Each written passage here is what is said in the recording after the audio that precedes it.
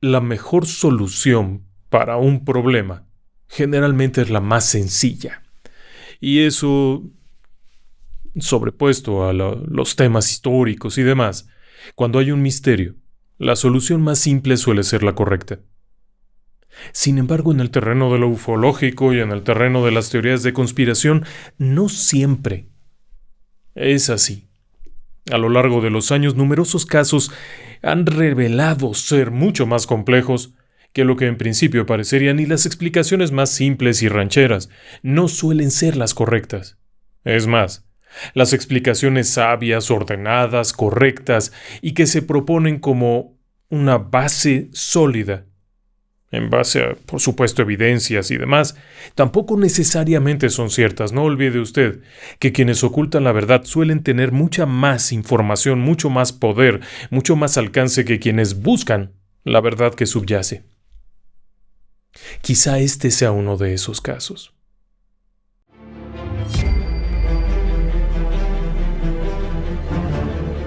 Relatos del lado oscuro. Fantasmas, Seres extraños. sucesos inexplicables, Perversidad humana. Historias que otras mentes prefieren ignorar.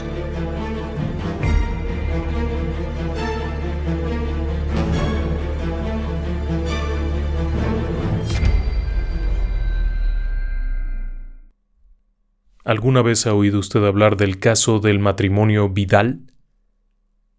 Es un caso sensacional. Le platico un poco. En 1968, Argentina. Está la dictadura militar, está en ese momento Onganía, que es un militar que está al frente de la llamada Revolución Argentina, un golpe militar. Es un gobierno duro, es un gobierno de esos que verdaderamente hacen temblar. Y sin embargo, en medio de aquel gobierno rígido, duro, aparece una noticia rarísima. El periódico argentino La Razón, el día 3 de junio de 1968, publica un artículo encabezado como ¿Qué es esto?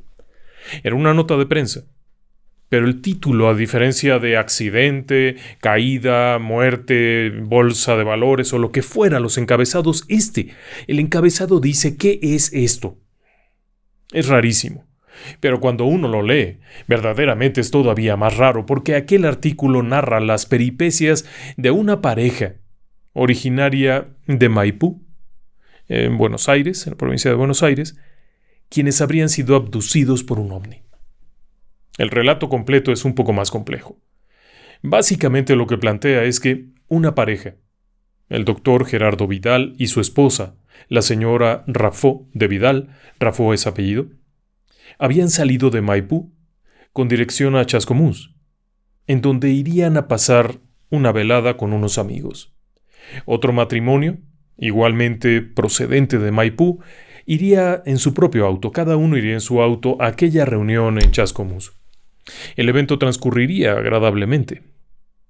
Y, por supuesto, habría plática, todo lo que usted quiere y mande. Cerca de la medianoche, la pareja, junto con los Felippini, aunque ese nombre no está muy claro, deciden regresar a Maipú. Nuevamente, cada quien en su propio auto.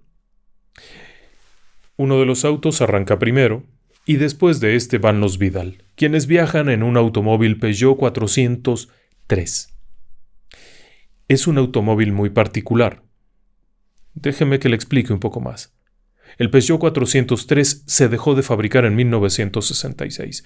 Ojo con esos detalles. En 1966. Y es un automóvil de color claro. No era exactamente blanco porque los colores de aquella época eran un poquito mezclados. El asunto está en que toman la ruta provincial número 2 y se enfilan rumbo a Maipú. Es pasada la medianoche. Todo va muy bien. De hecho, están muy bien. No han bebido, no están borrachos, nada de eso. Sin embargo, cuando el primer matrimonio llega a Maipú, está a la espera de que lleguen sus amigos, los Vidal. Han convenido que llegando al pueblo, a la ciudad, los Vidal pasarán a ver a esta primera pareja solo para confirmar que hayan llegado con bien. Es quizá tomar un café o un mate, alguna cosilla rápida y después cada quien a su casa.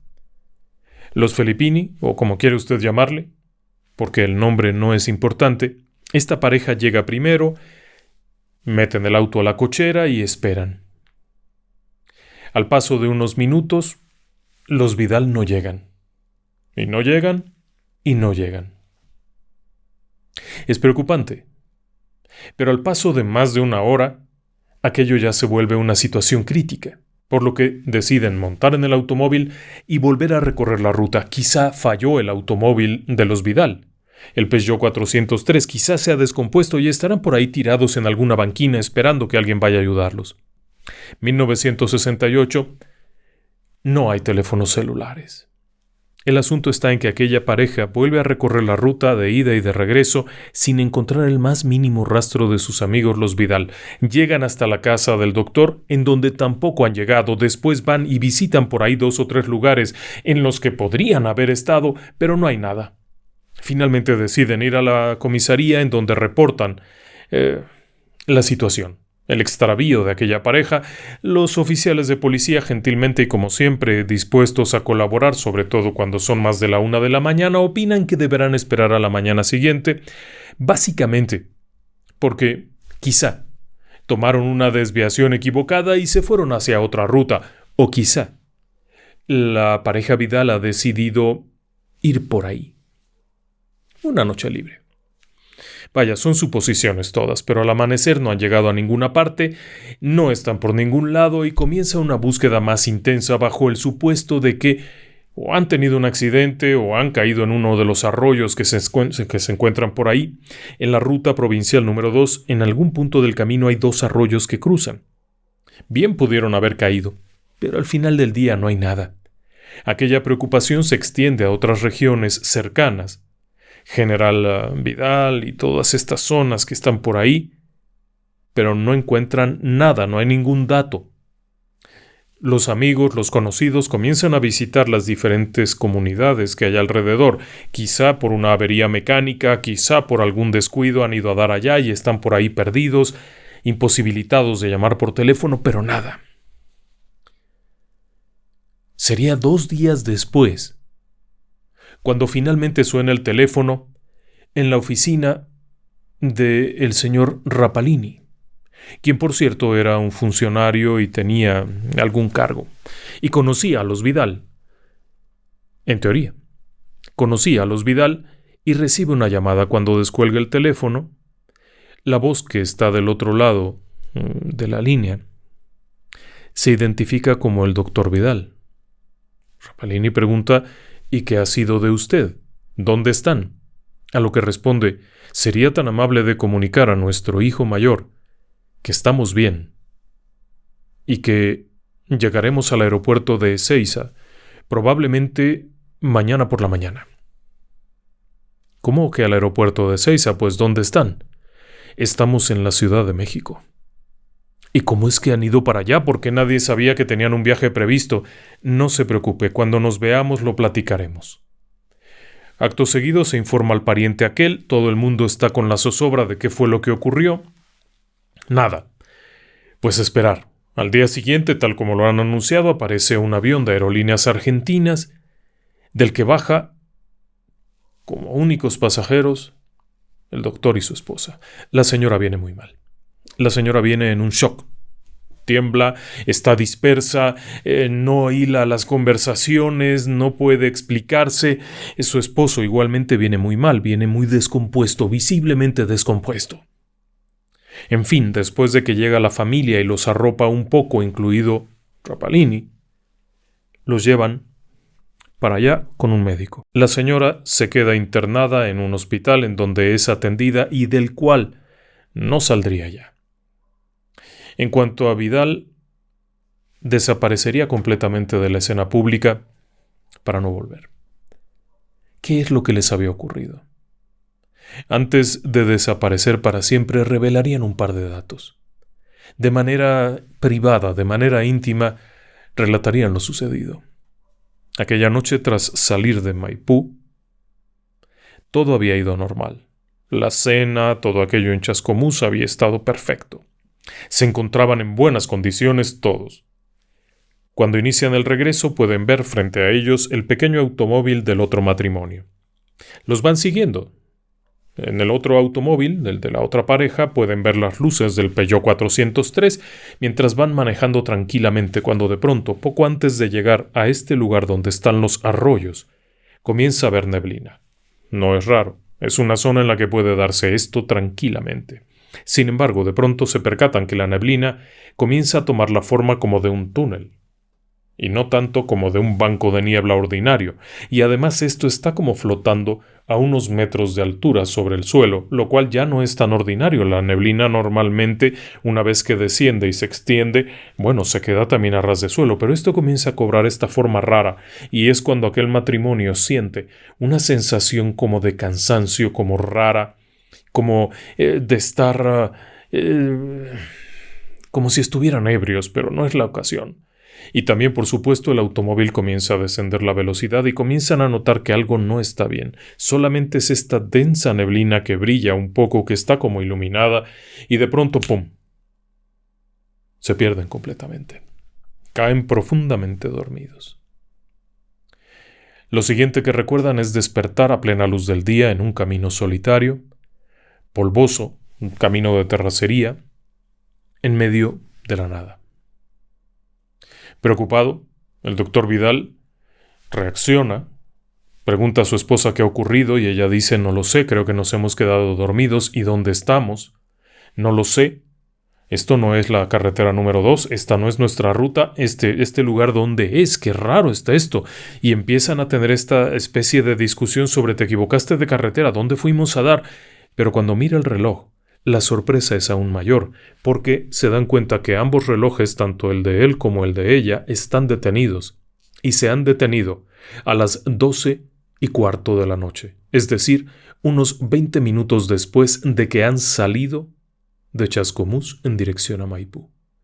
Más o menos en el punto, por el tiempo en el que se encuentran los arroyos, más o menos en esa distancia, más o menos todo, pero los relojes están detenidos y la fecha es la correcta del día, pero están detenidos. Cuando baja del automóvil el doctor a ver qué es lo que ha ocurrido, se percata que su auto tiene un horrible daño en la cubierta del toldo. Es un Peugeot, es de cubierta rígida, no es un cabriolé. Y tiene la pintura como ojoeleada, como levantada, como si se hubiera quemado o le hubiesen arrojado un ácido muy intenso. Preocupado, monta en el automóvil y le da a la marcha, a la ignición, y el vehículo enciende normalmente, por lo que empiezan a circular por aquella carretera polvosa hasta que de pronto, un poco más adelante, se topan con un hombre que va caminando a la orilla del camino. Baja la ventanilla y le dice: oiga, disculpe, ¿por dónde voy hacia Chascomús? Aquel hombre le dice: no lo sé. ¿Por dónde voy a Maipú?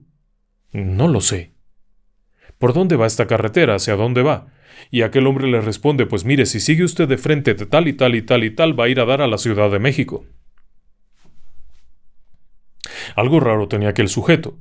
Algunas versiones dicen que llevaba un sombrero de cono como revolucionario. Eso es absurdo, en los años 60 ya no se usaba eso. Pero lo que esta gente le vuelve a preguntar es: ¿cómo que a la Ciudad de México? Dice: sí, está usted en tal parte, y si sigue de frente y luego da vuelta y se sube y baja, llega a la Ciudad de México. Total, que aquella pareja, totalmente desconcertada, sigue adelante y, en efecto, algún rato después se enfrentan con la enorme Ciudad de México de los años 60 y muy pronto son detenidos por un agente de la policía que les pregunta que qué hacen ahí con un automóvil que lleva placas argentinas, un automóvil que en México no se comercializaba en ese momento, y 2 ciudadanos argentinos que son llevados ante la comisaría y posteriormente puestos en contacto con la embajada argentina, el consulado de Argentina en México, y no pueden explicar qué ha ocurrido. Simplemente no pueden explicar lo que ha ocurrido. Aquello se va tornando tan complejo, sobre todo porque de pronto se dan cuenta que la fecha en la que han despertado en esta Ciudad de México es 2 días después de aquella noche en la que salieron de Chascomús a Maipú. La esposa se altera horriblemente, pero a pesar de ello se quedan ahí un rato y son entrevistados tanto por empleados de la embajada como por personas que no les son familiares. De hecho, según el testimonio que se dio en aquel momento, al menos 2 individuos de apariencia norteamericana, es decir, estadounidense, habrían estado allí con ellos. Al final del día, es el propio embajador quien les sugiere guardar silencio de esto.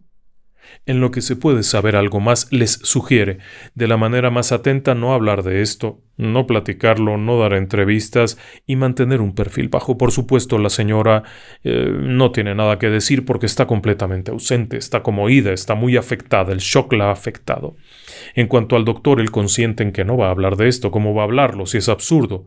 Lo único que quieren es volver a casa, volver allá, saber qué fue lo que pasó en algún tiempo, pero por lo pronto volver a casa. Por Dios, alguien que los suelte, que los lleven a Argentina. Y es cuando les ofrecen enviarlos a la Argentina en un vuelo especial. Sin embargo, el automóvil no volverá. Se los van a cambiar, les van a dar otro automóvil. Los señores aquellos estadounidenses les ofrecen darles un automóvil más nuevo, un buen automóvil, y que para evitar el gasto de enviarlo y demás, se quede ahí. La realidad no era así. Se darían cuenta que lo que querían era llevarlo para hacerle pruebas y demás. Finalmente, les autorizan a hacer una llamada y el número que saben que alguien contesta siempre es el de Rapalini, que es un letrado, y que tienen el número por alguna conexión de negocios o algo. El hecho es que informan aquello y sí, efectivamente llegan. Llegan a Ezeiza, bajan del avioncito. La señora Vidal es internada y no sobreviviría. Según algunas fuentes, moriría en 1969 tras haber perdido completamente el cabello, tras haber sufrido una serie de problemas de salud gravísimos derivados de aquella odisea. En cuanto al doctor Vidal, no se sabe nada. Hay quienes afirman que viajó más al norte, hay quienes afirman que viajó más hacia el sur y que se perdió para siempre. El resto de la familia tampoco es sabido. Hay pequeñas variantes en la historia, pero esta es la historia esencial que se presentó en aquella noticia de ¿qué es esto? El 3 de junio de 1968. En principio parecería una locura total. Y de hecho el propio letrado Rapalini era un hombre real, era una persona que existía. Y se presentaría en una conferencia de prensa a negar absoluta y rotundamente todo. Salió y dijo: yo no sé ni quiénes son los tales Vidal, no conozco a nadie de ese apellido, no sé de quién me están hablando, y a mí nadie me habló por teléfono de ninguna parte. La noticia del periódico La Razón se volvería bastante caótica, porque además del diario La Razón, también La Nación y otro montón de periódicos locales e incluso algunas revistas de otros países, como por ejemplo Estados Unidos, publicaron la noticia. Aquello fue un caos. Cientos de periodistas llegaban a preguntar a la pequeña comisaría de Maipú, a la de Chascomús, a donde fuera, preguntando por el matrimonio Vidal para saber qué había ocurrido. Fueron a ver a Rapalini, quien por cierto se ofendió y finalmente ya no quería hablar con nadie. Fueron aquí y allá, llamaron a la embajada de México, de Argentina en México, quienes dijeron no saber de qué les hablaban.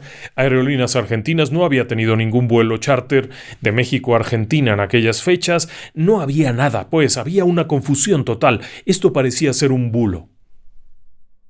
Así de simple. Si ya el propio Rapalini lo había negado, significaba que esto era un bulo. Y había otras versiones, lo que añadió confusión a la historia. Había una versión que aseguraba que estas personas iban desde Maipú a Bahía Blanca a pasar alguna celebración o algo. Otros aseguraban que iban a Mar del Plata, otros iban a otro lugar, etc. Fueron surgiendo diversas versiones, pero en general la historia central se basaba en que estas personas habían sido trasladadas desde algún punto en la parte de Buenos Aires, de la provincia de Buenos Aires, hasta México.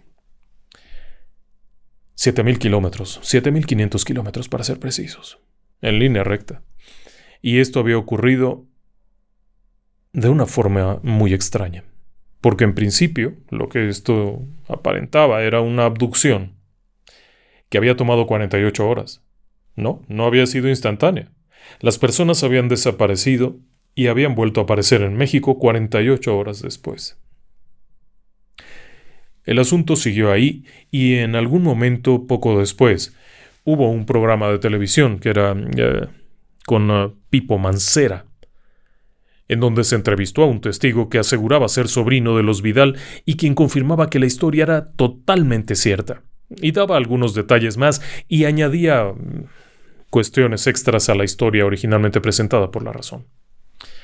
La Razón no solamente presentó un artículo, sino que durante 3 días estuvo publicando cosas. El 3, el 4 y el 5 de junio de 1968 presentó otras cosas acerca de la misma nota. Aquello otro de Pipo Mancera añadió leña al fuego. Pero evidentemente, la gran mayoría de aquellos periodistas que trataron de conocer la nota, de investigar la nota, y que se toparon con una pared, fueron dejándola de lado. La historia se presentaba como una historia increíble en muchos aspectos, y si aplicamos aquello de la navaja de Ockman, la solución más simple es que era una mentira. Y todo lo demás eran conjeturas. Y es que, paralelamente con esto, los propios investigadores, periodistas y demás fueron preguntando aquí y allá, y sí, por supuesto que había muchas personas que decían, sí, es cierta la historia, por supuesto que es real. Un primo mío conoce a los Vidal y sabe que es real, y así una y otra vez iban encontrando estos testimonios que se volvían una especie de bucle, porque siempre era el primo de alguien, el amigo de alguien, el conocido de alguien, quien conocía a su vez a los Vidal, pero no encontraban a una persona directa, clara y contundente que dijera, sí, es mi prima. Y yo sé dónde está y conozco esta historia. Todo esto además se fue sumando con otros problemas, porque algún tiempo atrás, en 1959, había habido una historia acerca de un fenómeno similar, el caso Bahía Blanca, en donde un tipo fue secuestrado, dejando su coche en marcha al lado de una estación de combustible y fue depositado a cientos de kilómetros de distancia. La historia se había demostrado que era falsa, pero había sido también un boom. Así es que muchos periodistas optaron por guardar aquella historia en un cajón muy abajo de su escritorio donde nadie más la volviera a ver. Y quedó a nivel de leyenda urbana. Era una historia que se antojaba difícil de creer. Y era una historia que además tenía componentes que de alguna forma podían ser verificables. Era difícil que tantas personas que hubieran tenido que intervenir para lograr esto, es decir, devolver a alguien que llegó a la Ciudad de México y demás, estuvieran mintiendo. Punto. Se acabó la historia. No se sabe qué fue lo que pasó. Y nos vamos ya a descansar para mañana empezar el día felices. Pero la historia no termina tan fácilmente. Así no son las cosas en este reino del misterio. Y aquello se pondría todavía peor. Porque en los años 90, una serie de entrevistas arrojaban nueva luz sobre el tema y parecería ser el golpe final, la culminación de este hecho. Y es que en ese mismo año de 1968, el 18 de agosto de 1968, algo más de un mes, si no es que casi 2 meses después de que surgiera la noticia en el periódico La Razón, se estrenó una película en Argentina. La película era Che OVNI. Una película tremenda. Se anunciaba como divertidísima, ovnivísima y no sé cuánta cosa. El director era Aníbal Uset. En aquel momento un joven director, quien buscaba fama y fortuna. La película esencialmente lo que decía era una serie de cosas alrededor de un cantante de tangos, que fue abducido de la carretera y depositado después en Madrid y luego fue teletransportado a Londres y de regreso a Argentina. Bueno, era una historia que intentaba ser cómica. Las primeras escenas son bastante raras porque de hecho una mujer va manejando su auto, un automóvil Peugeot 404, no 403, aclaro, 404. Va manejando su Peugeot 404 cuando de pronto ve a un cantante de tango, que era un cantante famosón en ese momento, se detiene para darle un aventón, los dos van por ahí, él intenta propasarse, ella le da una bofetada, pero después se le quita la bofetada y después terminan en un tórrido romance que por alguna misteriosa razón siguen manejando y ahora el que maneja es el cantante de tango. Muy bien, van ahí cuando de pronto una luz misteriosa inunda todo el ambiente, el automóvil se detiene, la chica baja corriendo. El sujeto se queda en el automóvil viendo algo ahí, cuando de pronto la chica, por alguna extraña razón e inexplicable, se le desaparece la ropa, pero hay un letrero, y la chica aparece desvestida pero detrás del letrero. El sujeto, entonces, es llevado por un ovni, con todo y coche, y cuando despierta sigue manejando en una carretera, pero la mujer que está al lado ya es de otra apariencia, ya no es la misma, Y el argumento básicamente es que esa mujer que le ha aparecido es una extraterrestre, cambiforme, que puede asumir la forma que quiera y que van a recorrer el mundo. Son una serie de cosas ahí. Es una película bastante criticada. Pero salió un mes y medio después del incidente. Usted obviamente después de que le platico esto dirá, pues ya está. Era una campaña preventiva.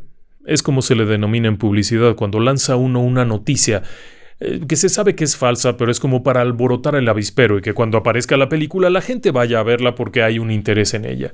Era eso, y en 1990 y tantos el propio Aníbal Lucet afirmó que él había sido el creador de la mentira, que él había inventado el expediente Vidal para promocionar su próximo estreno de su película Che OVNI. Tenía sentido. Y claro está que aquella declaración era demoledora porque el parecido entre una historia y otra era innegable.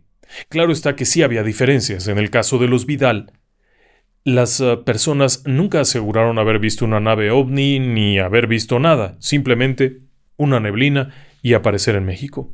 En el caso de la película de Aníbal Lucet, sí se veía el ovni y pasaban todas estas cosas curiosas. Pero el coche se parecía bastante. Un 403 a un 404 se parecen bastante. Son de la misma marca y hay varios detalles ahí.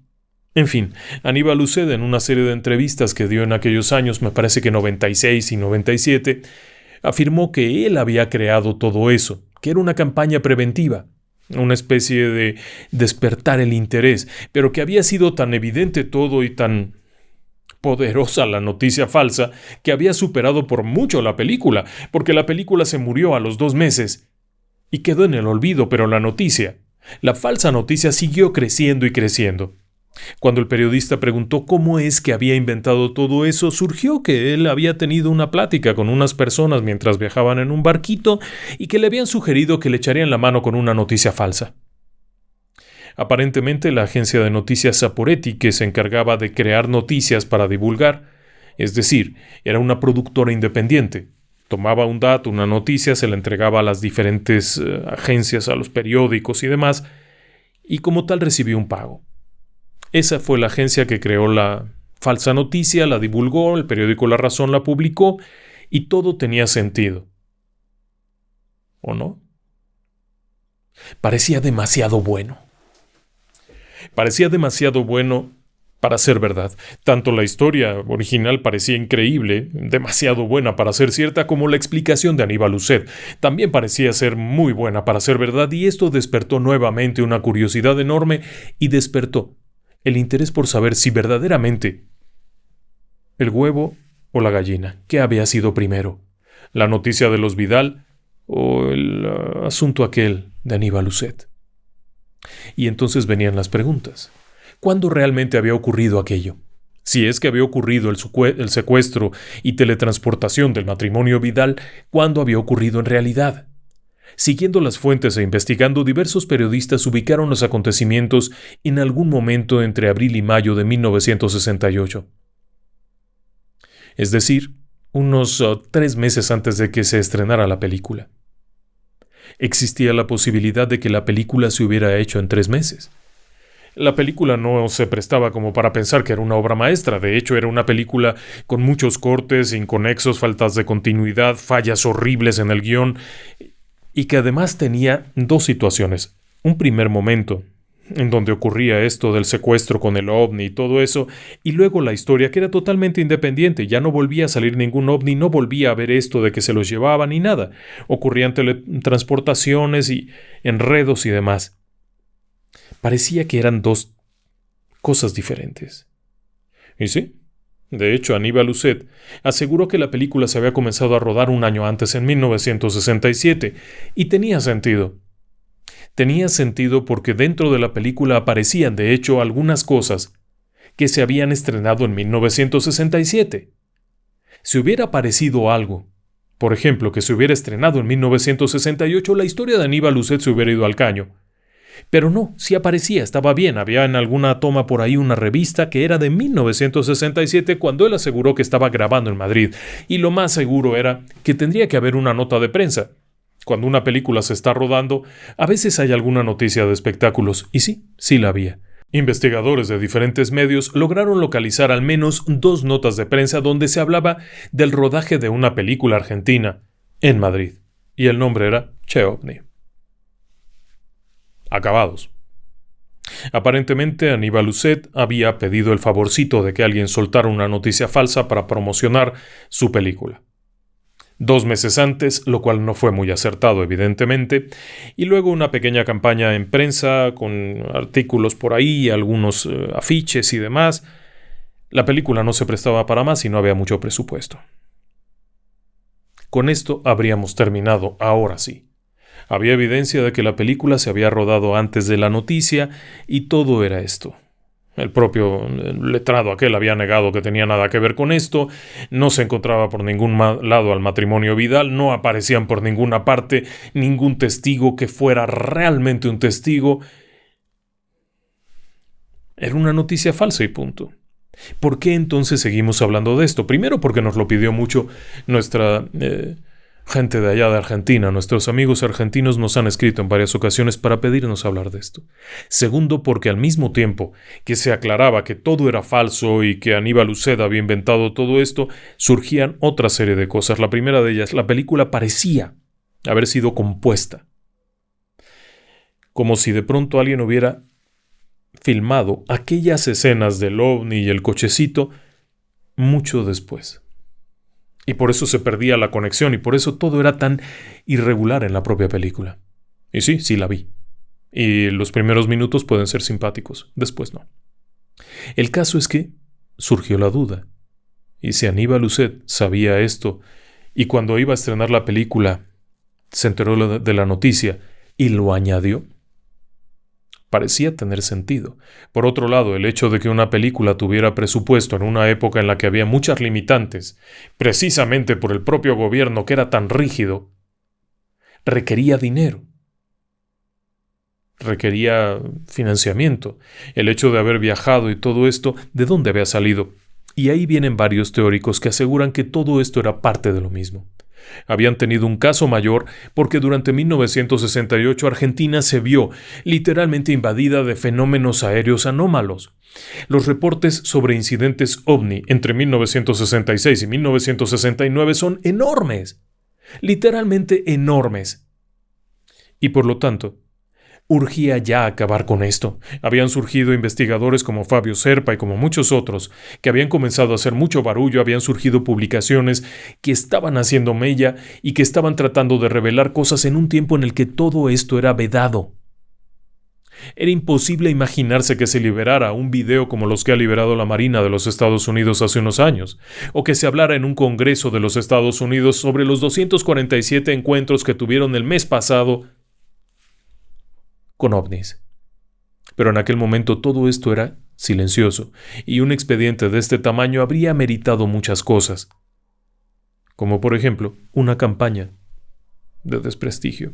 Claro que eso, si partimos de la lógica y después de lo que el propio creador de la película reveló, parecería muy distante, excepto que Fabio Serpa posteriormente tuvo contacto con militares, quienes le dijeron, pues claro, la noticia es falsa. ¿Y entonces? La noticia es falsa, así no se llamaban estas personas.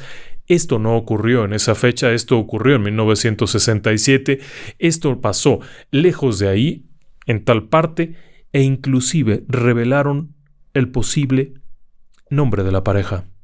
Era una pareja de apellido Aubone. Y el segundo apellido era algo así como Berazategui, asegurando que esos eran los nombres reales. Por supuesto, hubo quien dijo que esto también era falso y que era mentira. Y claro, el gran problema de todo es que en ninguno de los casos había testigos primarios, testimonios escritos o evidencia clara de aquello. Y así se queda este caso. Es un caso que no podemos resolver, porque al final del día, la propia historia no es del todo creíble. Pero la historia que explica de dónde surgió tampoco tiene toda la lógica de su lado y tampoco tiene todos los elementos. Y por último, a lo largo de los años hubo varios incidentes. ¿Se acuerda usted que por ahí en el canal tenemos el caso de aquellos corredores de un rally que vivieron una experiencia parecida? Moya y Salcedo, que fueron llevados por un aparato que no podían ver hasta la meta. Y había habido otros casos en 1958 en Bahía Blanca, 59 en Bahía Blanca, que resultó ser un bulo, pero en Brasil hubo un incidente en el 59 que no era un bulo y que era bastante real. Y de hecho, una persona del auditorio, el señor de apellido Feque, hace algún tiempo nos relató que él tuvo contacto con gente que realmente conoció a los Vidal, que eran vecinos y que no parecían estar mintiendo, sino haberles lavado el cerebro. Y no se apellidaban Vidal, evidentemente. ¿Podría ser real esto? No lo sé. Lo dejo a su mejor opinión, pensando qué pudo haber detrás de este caso. Buenas noches. Hasta pronto.